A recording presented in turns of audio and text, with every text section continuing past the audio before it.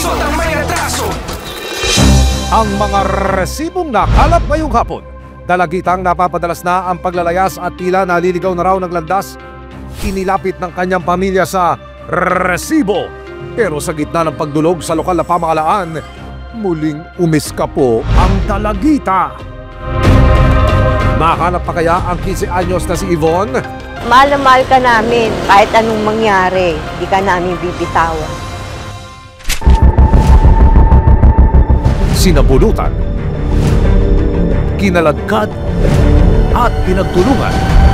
Hindi po yan galing sa isang action movie, kundi mga eksenang kuha ng isang closed-circuit television o CCTV sa Caloocan City. Dalawa sa mga sangkot, mga menor de edad. At ang pinag-awayan, paninirang puri raw at pagkakalat ng chismis. Ano nga ba ang punot dulo ng late-night rambulan na ito? Ano man reklamo, bibigyan tugon. Bawat hinaing at problema, hahanapan ng solusyon. Ito ang bagong ninyo sandigan, hindi palalampasin ang mga tiwali at maling gawi. Dito, walang ligtas ang kabusado at lalong walang lusot ang may atraso. Dahil ang lahat, hahanapan natin ang resibo. Magandang hapon, ako po si Emil Sumangil.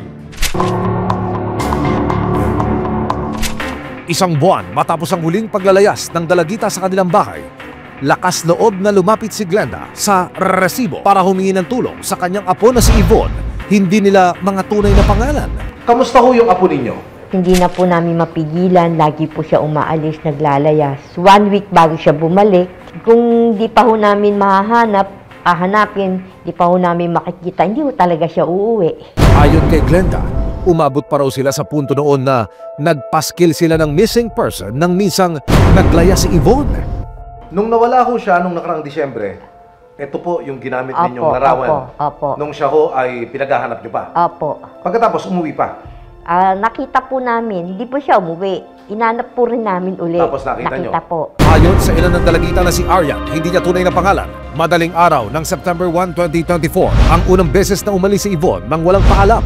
Dito rin daw nila napag-alaman na napasama na pala sa isang gang ang kanyang anak. 5 days po siya nawala. Pinunta niya po yung tita namin. Nag-chat po sa akin, punta mo yung anak mo, iba na itsura. Nang mabalitaan ni Aryan na nasa barangay ang kanyang anak, agad niya itong pinuntahan. Pero laking gulat niyang hindi pala ang pagtambay ni Yvonne ang rason ng pagpapatawag sa kanya. Pagpunta ko po doon ng September 3, usually kasi pag natutulog po siya, naka-blanket lahat. Pero that time nung nakita ko siya, nakaganon. So pagsilip ko po sa kanya, magayong kamay niya, as in dito, nakalobo. Ito po, 2 paso po siya, tag-isang sigarilyo daw po. Inubo siya ng isang stick kabilaan. Bukod sa mga paso sa 2 daliri, may mas malagim daw na sinapit si Yvonne sa kamay umano ng kapwa gang member. Sabi niya, Mama, may alak. Pinainom ako. Pag inom ko, wala na po akong maalala. Naudyok ang isang 12 anyos na dalagita na sumali sa barkada o gang na naging mitya para siya'y mapagsamantalahan, matutong magnakaw at gumamit umano ng iligal na droga. Dahil dito, dumulog sa resibo ang kanyang pamilya. Maituwid pa kaya ng landas ang dalagita bago pa mahuli ang lahat? Sa investigasyon ng barangay, bukod sa mga pasong natamo ni Yvonne mula sa sinalihang gang ng mga kabataan, positibong kinakasa rin ang biktima. Lumapit sa akin personally yung family ng victim na allegedly nag-undergo sa hazing yung anak niya. Nung tinanong ko yung bata, hindi lang pala na-hazing, kundi nagkaroon pa ng sexual abuse.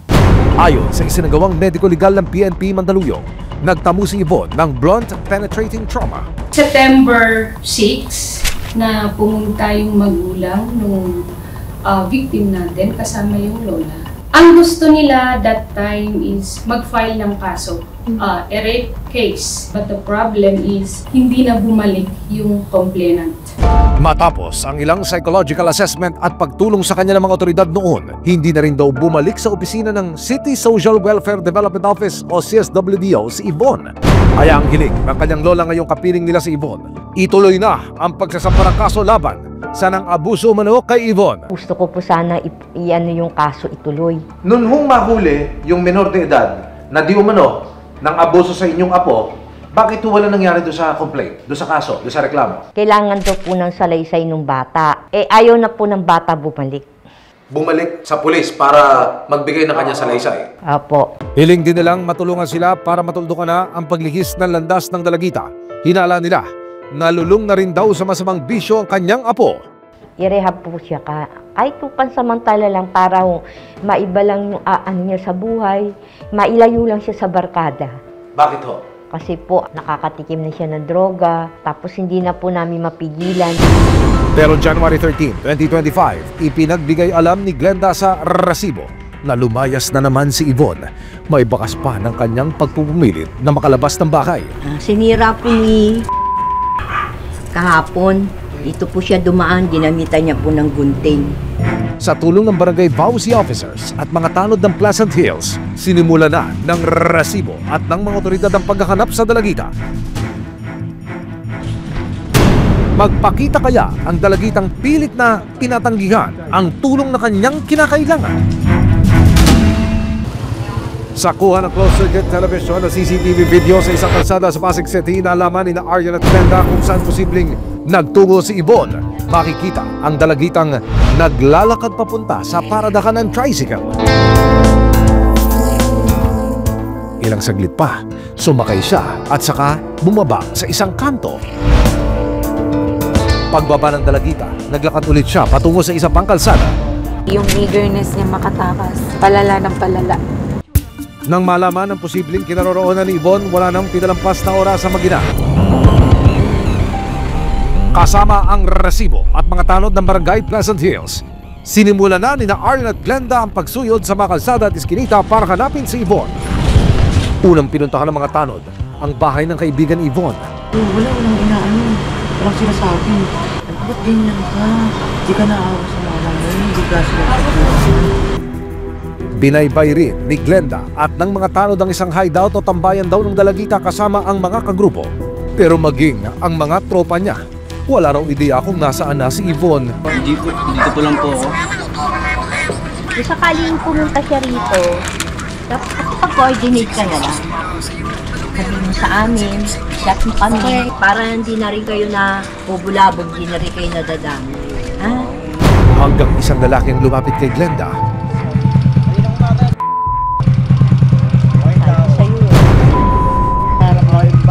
Oo. Dinaanan din nila Glenda ang lugar na itinuro ng kaibigan ni Yvonne, pero bigo pa rin silang makahanap ang dalagita. Nagpatuloy sa paghahanap ang mga tanod ng barangay. Kami yung post na yung ganyan TV po sa taas lang. Agad na binalikan ng condominium kung saan huling namataan daw ang dalagita, pero Nakausap namin ng isang residente doon. As per po sa magulang, wala po daw sa ngayon, negative pa po kaming info. hanggang sa dito na nila nakita ang dalawang kaibigan pa ni Yvonne. Hindi ba kayo nagsisinungaling? Hindi po. Masama ang lumayas. Tignan mo, nag-aalala yung mga magulang. Hindi nila alam kung ano na nangyari. Dapat makipagtulungan naman kayo. Nagpatuloy sa paghahanap ang mga otoridad at isinama ang dalawang dalagita patungo sa posible pa nilang pinagtataguan.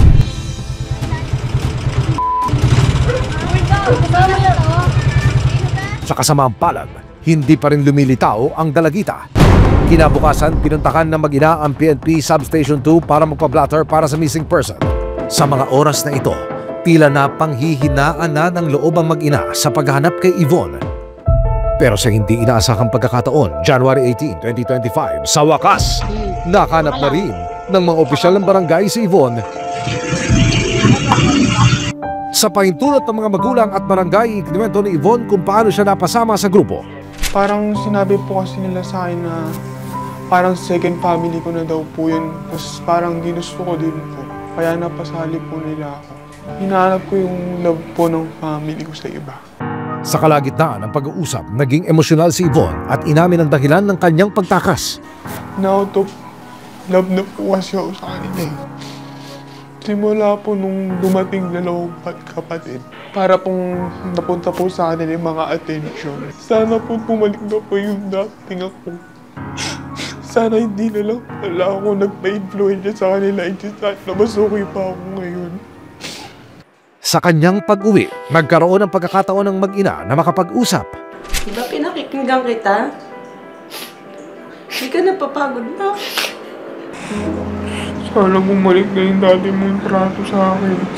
Kaya nabibigyan mo din ako ng attention tsaka pagmamahal mo.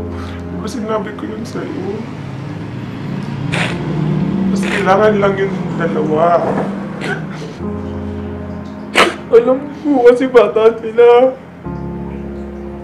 Paano ako? Bata din ako, kailangan ko din doon. Kahit hindi niyo mabigay sa akin, kaya hinahanap ko sa ibang tao.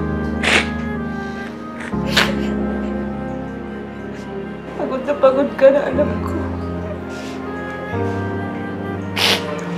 Ha? Hindi ka naiiyak. Hindi ka na.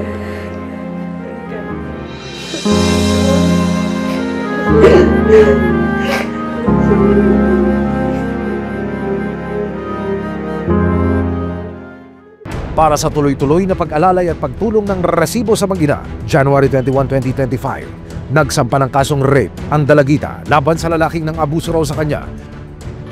Ito rin ang itinakdang araw ng pag-uwi ni Yvonne sa kanyang bagong takanan. Ayon sa City Social Welfare and Development Office na Mandaluyong, muling sisimulan ang naudlot na assessment at intervention kay Yvonne. Sa tulong ng mga ahensya at ng resibo, naway ito na ang simula ng pagbabagong buhay at pagtuwid ng landas ng dalagita.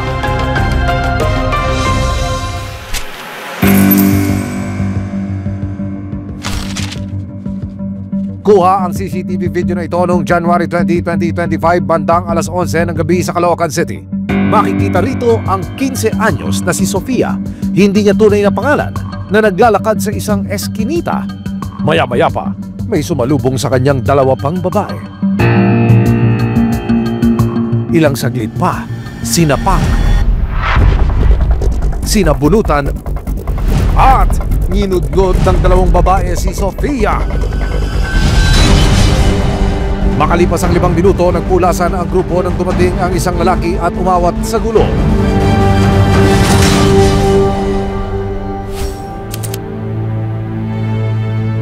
Walong araw matapos ang insidente, natuntun ng resibo si Sofia sa kanilang bahay sa Caloocan City.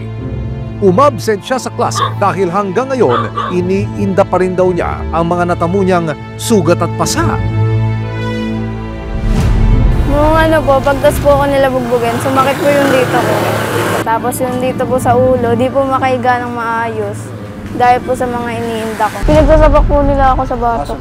Ayong pa sa ina ng biktima na itatago namin sa pangalang Rochelle. Lumabas lang daw ang anak niya para bumili ng pagkain, pero habang papauwi na raw si Sofia, dito na raw siya hinarang ng dalawa pang babae at sinimula na siyang paulanan ng mga sapak, tadyak at sipa. Nagulat po ako sa nangyari po. Parang hindi ko rin alam kung alin yung unahin ko po. Namaga yung uso po niya. Tapos yung sa may bandang leg po niya, na parang nagkaroon lang siya ng bukol. Ayon kay Sofia, mga kaibigan at kaklase pala niya ang mga nambugbog sa kanya. Sino yung pinakamatalik na kaibigan mo dun sa dalawa? Yung pinaka-close mo dun sa dalawa? Yung isa po, nakikita lang po. Pero di po yung gaano close. At ang ugat ng gulo, nagkaroon lang daw sila ng hindi pagkakaunawaan. Parang po, yung pinagkakalat ko daw po na bayaran daw po sila kahit wala naman po akong sinasabi. Kaya hindi raw niya akalain na ang simpleng chismis tungkol sa kanyang pangchichismis ay mauuwi pala sa bugbugan. Gusto ko na puputulin yung pagkakaibigan namin dahil po sa nangyari. Kasi yung kaibigan ko po na yun, yung isa, kapatid na po turing ko dun eh. Kasama si Sofia, pinunta ka ng resibo ang lugar kung saan nangyari ang insidente. Galing po ako sa amin. Tapos pumunta po ako dito para kumain. Ito po yun. Nakita lang po dito yung pagtapos po ako bugbugin. Ayon sa kanyang ina, nalaman lang daw niya ang nangyari sa anak nang puntahan siya ng isang barangay tanod. Masama pa rin yung loob ko. Kasi hanggang ngayon di pa rin po na gawa ng paraan. Agad dinala sa ospital si Sofia para maipagamot at sumailalim sa medico-legal. Ayon dito, nagtamo si Sofia ng mga sugat at pasa sa kanyang ulo, labi at tuhod.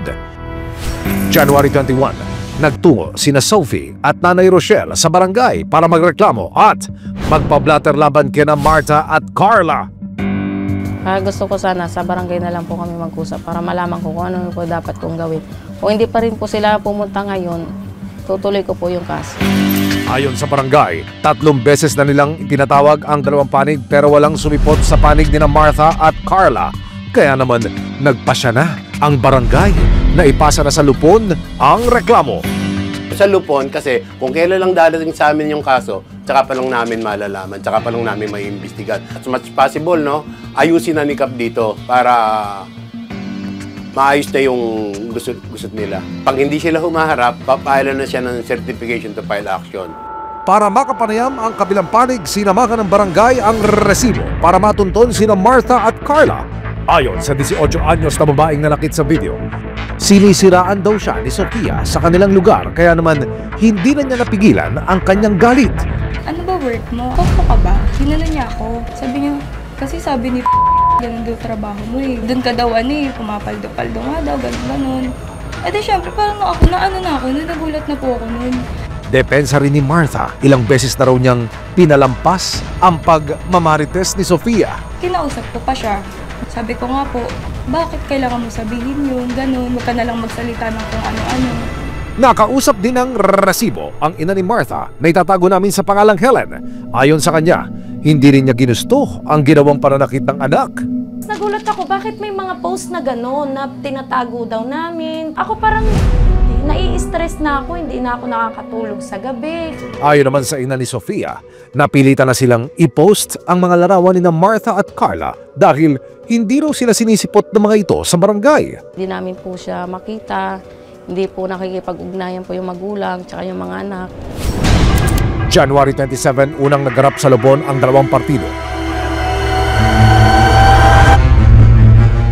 Asan yung anak mo ngayon? Ihaharap ko kasi nahihiya siya. Bakit may ganyang eksena? Siyempre, kung hindi siya mahiya, bakit niya sinapak yung anak ko?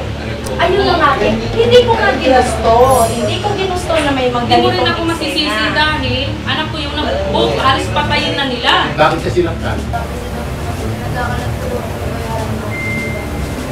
Bukod sa pagpatawad, iwan nyo ng kung magkano yung nagastos nyo o kung ano kailangan, pa-shoulder na lang natin sa kanila kung papayag po kayo. Siguro siya, hanap boy namin ha.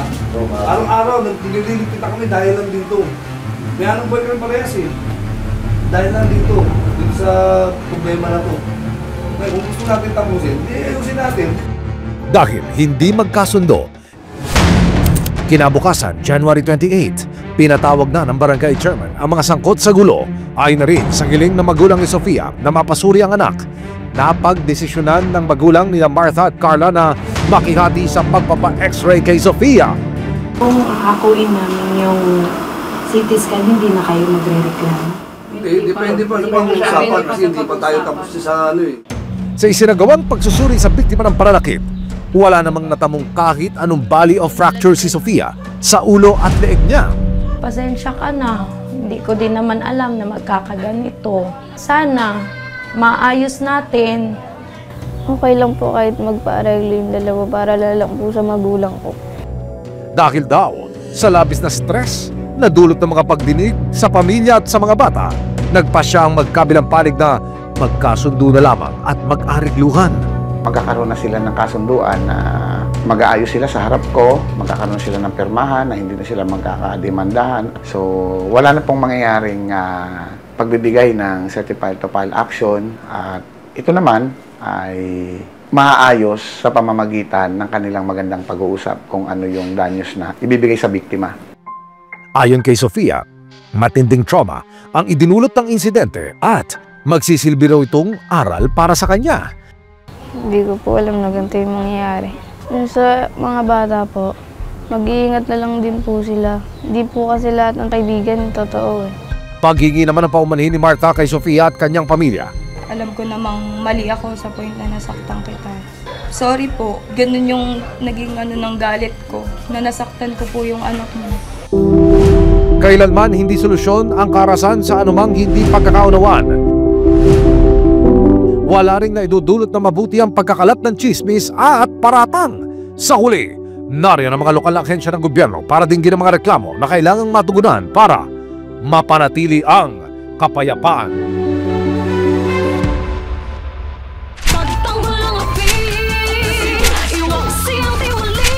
Sama-sama nating ituwid ang tiwali at baluktot. Itakwil ang maling gawi at modus na bulok.